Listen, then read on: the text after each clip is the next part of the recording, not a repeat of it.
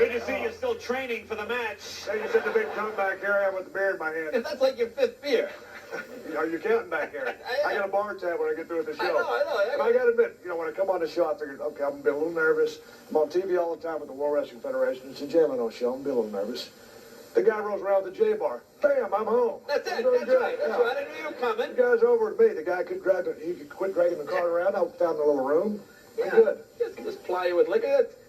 Take a good long drink there, son. Actually, it's not my comeback. I've been back about 7 or 8 months, but it is the big deal with The Rock at WrestleMania. Well, that injury, I mean, tell people what happened exactly. Well, basically, a couple of years ago, I got spiked on my head. It bruised my spinal cord. I was off about 3 or 4 months. Doctors told me not to come back. I eased back into the ring. When did wait a minute. Doctors tell you not to come back. Now, that should be a key word, okay? Can we show people what happened to you? Show that. Here it is. Now watch this. Oh, look at here. Look at it. There he is. Boom! That can't be good for your neck. That wasn't it. Yeah. What's that called? Well, I was a pile driver. It's a pile driver. I was basically paralyzed there for about a minute. And then, paralyzed for about a minute. That was the scariest part of my life. Oh, yeah. And, the doctors are telling me, hey, Stone Cold, you don't need to go back. You need to find something to do. But, the way I phrase it, man's got to eat. Man's got to eat. You don't have to walk, but you got to eat. Back with the World Wrestling Federation. So who convinced you to come back?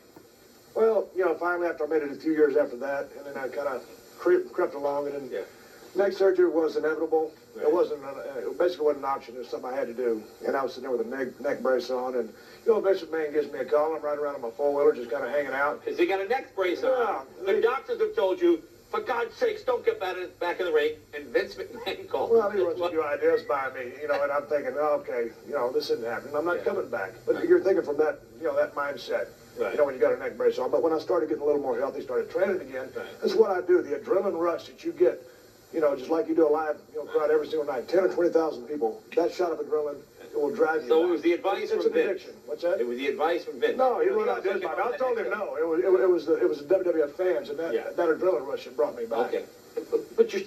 So you're okay now. So the injuries have healed. I'm good. There's certain things I avoid. I don't do pile drivers. I don't take. I don't take back drops. It's a semi-controlled environment. I'm in control of what I do. Right. Accidents do happen, but I avoid certain things. Right. Now, it's Steve Austin. That's not your real name, right? No. Can I ask you your real name? Yeah, Steve Williams. Steve Williams. It's kind of like John Wayne. John Wayne wasn't John Wayne's real name. That's well, but. Well, how did you get that name? Well, I was breaking into. I started off in Dallas, Texas. Right. Steve Williams. Finally, I said, hey, when can I start working full time? I said, okay, we'll ship you to Memphis. Well, the guy in Memphis didn't know I was coming, so he says, all right, what's your name? I said, well, Steve Williams. He goes, well, you can't be that here because Dr. Just Steve Williams already came through. Oh, okay. There'd be confusion on the card. So he goes, okay, you got 15 minutes to come up with a name. I said, well, okay. He comes back in 15 minutes. What'd you come up with? I said, nothing. He goes, okay, you're Steve Austin. Well, I used to watch The $6 Million Man, so I didn't want to be that. And he says, okay, you got 5 minutes. He comes back, he said, what'd you come up with? I said, nothing. He goes, okay, you're Steve Austin. Damn, there I was. And it all seemed to work out for me. So a total of 20 minutes, you couldn't think up enough. No, that doesn't look good, Steve. Okay, you got 20 minutes to come up with another name. I should have went to college. Now, I know you did go to college. Don't give me that. You went to college. I did. I got 17 hours to graduate. Didn't quite get a degree. Got burned out. So you had 17 hours. It really hadn't hampered my success yet. I've done okay. You have done fine. You have done fine. Now, you're also known, you're also known for giving the people the finger. That's one of your favorite things, isn't that? And kind of yelling. It's kind of something that happens when I mentioned the 10 or 20,000. Does this play a major role in giving people the finger? The PTC has sent out several red flags to Stone Cold Steve Austin, but like I said, the 20,000 WWF fans that are going crazy in an arena, it's not something that was Okay, let me ask you a question, though. So you're known for giving people the finger in the foul language, and they cheer, okay? Guy cuts you off in traffic, you give him the finger in foul language, he cheers. How do you express your anger? Usually it's kind of given it a different context there. When I'm doing it to the crowd, it's kind of a salute. Yeah. And if someone in traffic, there's a definite message there, and it means I do not like you at that time. I see. Okay. Yeah. So it's a salute. In the crowd, it's a salute, or unless it's directed at an opponent, then it is exactly what it is. Now, what was the problem you had flying? What was that? There was some problem. No, I wasn't really a problem flying. I'm good with flying. We fly all the time because of the job. I'm not a fan of it because I don't have a steering wheel in my hand. I can't see in front of me. I'm in a tube with wings. There's a little bit of a problem there, but with the schedule that we're doing right now with the World Wrestling Federation, gearing up towards WrestleMania, everything's busy. We're going around. We flew. I live in San Antonio, Texas. Right.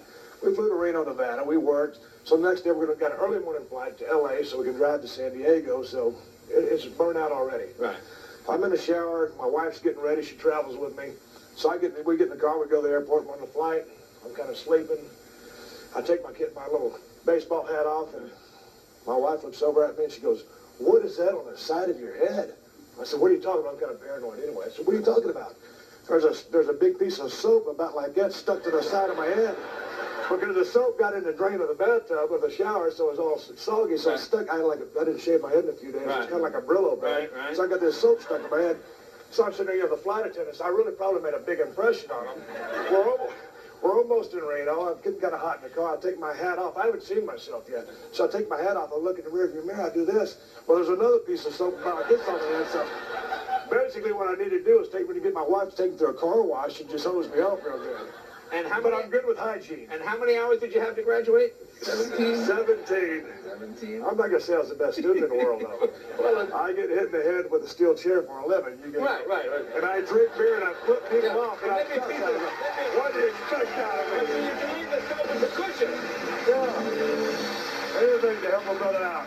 Now you got the big pay-per-view thing coming up April 1st. You're taking on The Rock. The Rock seems to have come in. The Rock seems to have tried to take over territory that you, Stone Cold, once had for your own. How does one deal with this? That's the big comeback, the training. That's why this is light beer. This isn't regular beer. I'm taking this no, but when you drink 15 of them, they're not light anymore. 15 of those equal 8 normal beer. Somebody's got to do it. There's people at those beer places that got to make a living too. So I'm trying to help support. I want to find out. I'm good about the economy. I'm not the smartest guy in the world. I'm trying to help the economy out. Okay, let's talk about The Rock. Is he a pretty boy? Is he a pretty boy, this Rock guy? Yeah, he's getting me hot. I mean, I give him all the, all due respect in the world. Let me try to tone down a little bit. I get a lazy, excuse me. But, he's got this movie deal going. Everything's cool. He's a WWE champion. I respect that. I think he's an extremely talented individual. Oh. But, this is for the World Wrestling Federation title. We're going into the Houston Astrodome. We're going to set a new indoor attendance record of over 65,000. It's an extremely big deal. In our industry, this is a Super Bowl. So right. I'm looking forward to it. And like I said, I've been back for 7 or 8 months. Right. But this says, yes, that I am back. Okay. So, a few of these. You're in that no, not before the match. Always after the match. I've got a case of beer by the ring at all times. At any WWE event, I'm ready. The thing about it, I was listening to you earlier, and she's talking about acting. Right. And when I mentioned The Rock, he's doing a little bit of acting. I did a little bit of acting. Right. I see little small stuff. A little small. But, and I didn't go to acting school, certainly. But part of, kind of our careers overlap a little bit because in wrestling school they told me to masturbate before every single match.